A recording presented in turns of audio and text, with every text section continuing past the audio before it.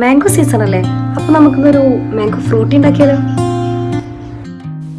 ഒരുവിധം എല്ലാവർക്കും ഫ്രൂട്ടി കുടിക്കാൻ ഇഷ്ടമല്ലേ? അപ്പോൾ ഈ ഒരു വേനൽക്കാലത്ത് ഹോം മെയ്ഡായിട്ട് നമുക്ക് ഉണ്ടാക്കാം.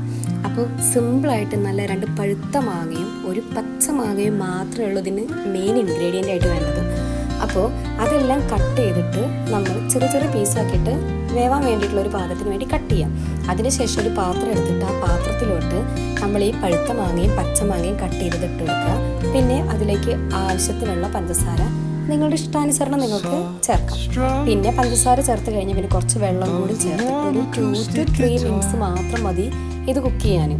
അങ്ങനെ കുക്ക് ചെയ്തതിന് ശേഷം അത്യാവശ്യം നമ്മൾക്ക് തണുക്കുക വേണം. അപ്പോൾ അതിനുവേണ്ടി നമ്മൾ കുറച്ച് ടൈം മാറ്റി വെക്കണം. അങ്ങനെ ഇത് തണുത്ത് കഴിഞ്ഞാൽ പിന്നെ ഇത് നമ്മൾ അരച്ചെടുക്കണം.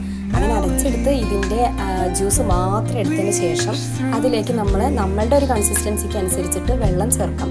പിന്നെ ഞാനിവിടെ ലാസ്റ്റ് ചേർക്കുന്നത് കുറച്ച് നാരങ്ങേൻ്റെ ജ്യൂസ് മാത്രമാണ്. അത് ഒരു നാരങ്ങേൻ്റെ മാത്രം മതി.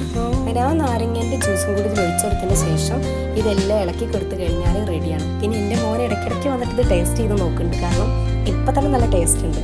പിന്നെ കുറച്ച് ഐസ് ക്യൂബൊക്കെ ഇട്ട് നമ്മളിത് കുടിക്കുകയാണെങ്കിൽ അടിപൊളി ടേസ്റ്റാണ്. ഒരു 99% എനിക്കിത് ഫ്രൂട്ടിയുടെ ടേസ്റ്റായിട്ട് കിട്ടിയിട്ടുണ്ട്.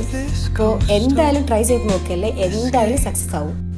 ഒരു തവണ ഇത് ഉണ്ടാക്കി നോക്കിയിട്ടുണ്ടെങ്കിൽ പിന്നെ ഉറപ്പാണ് വീണ്ടും ഉണ്ടാക്കാൻ തോന്നും. ആകെ ചെറിയൊരു പ്രോസസ്സ്, ഇത് വേവിക്കേണ്ടത് മാത്രമേ ഉള്ളൂ. വേവിച്ചിട്ട് നമ്മൾ ഫ്രിഡ്ജിൽ വെച്ച് കഴിഞ്ഞിട്ടുണ്ടെങ്കിൽ നമുക്ക് ആവശ്യാനുസരണം എടുത്തിട്ട് വീണ്ടും യൂസ് ചെയ്യാം. അപ്പോൾ ട്രൈ ചെയ്ത് നോക്കാൻ മറക്കണ്ട. സബ്സ്ക്രൈബ് ചെയ്യൂ, ലൈക്ക് ചെയ്യൂ, ഷെയർ ചെയ്യൂ, കമൻറ്റ് ചെയ്യൂ.